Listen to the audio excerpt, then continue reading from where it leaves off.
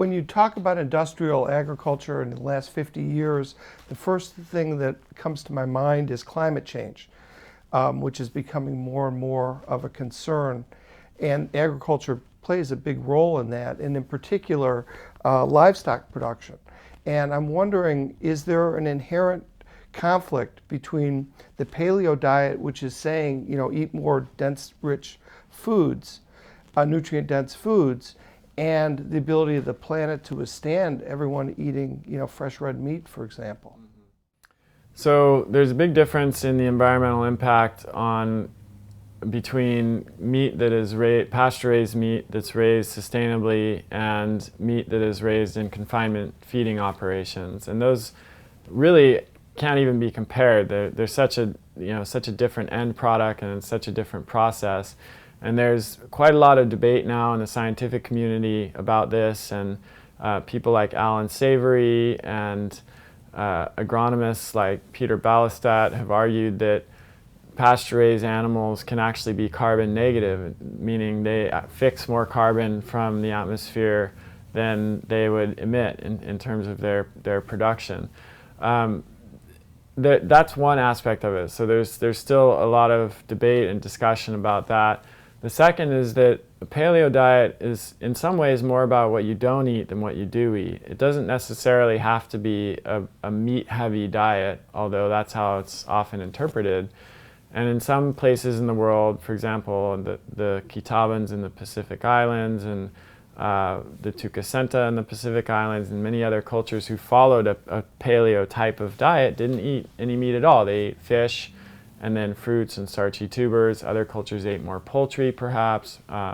So it's really more about what you don't eat and a template of foods that you focus on than necessarily suggesting that everyone should eat red meat 3 times a day. You mentioned earlier about trying to get it more mainstream so it'll fit people and whatever their needs are. How does it fit their pocketbook? Yeah, so in the book there are several approaches that I outline to make buying pasture-raised animal products more affordable. One is to choose cheaper cuts of that meat, so things like oxtail, brisket, beef shanks, short ribs, chuck roast. These are cheaper than things like New York steak, for example, or ribeye steaks. And another advantage to them is that they tend to be more nutritious. They have certain amino acids that aren't found in the leaner muscle meats.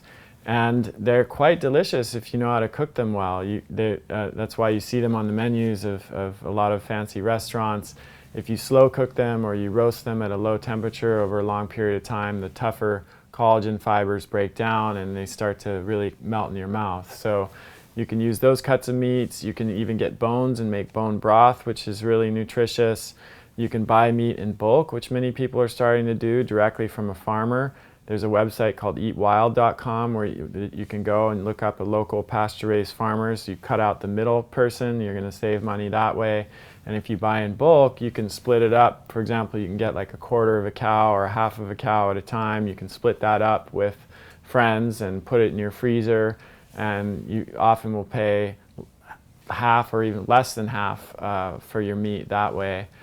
And then, as I mentioned, you can just reduce slightly the intake of meat if that's a concern and there's a budgetary constraint there, and just focus on the most nutrient-dense cuts of meat, like the organ meats, which also actually tend to be a little bit cheaper. So there are a lot of strategies, a lot of ways that you can make it more affordable. And again, if you're not eating meat 3 times a day, that's going to help a little bit too.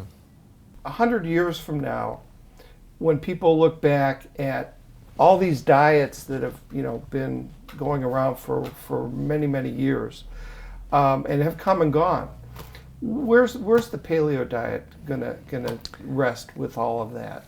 Well, the paleo diet was the original human diet. It's been around for 2 million years, and I think it's going to outlast all of the other more faddish type of diets that have come and gone over the past several years. I mean, you just look at the New York Times bestseller list every week in the how-to advice section, and you'll see a new diet that you don't even, that 5 years from now or even 2 years from now, nobody's going to remember. But it's pretty hard to forget the paleo diet because, again, that's the one we ate for 2 million years.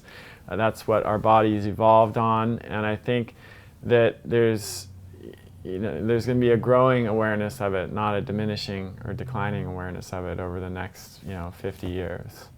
I encourage everyone to experiment and find out for themselves, not to take my word for it or any other author or expert's word for it, but just to give it a try. And I think if you try the process that I outline in the book, try it, the 30-day reset, and then add back some of the foods that are healthy when they're well tolerated. It doesn't have to be too restrictive. It doesn't have to be rigid. You don't have to be extreme to benefit from this approach.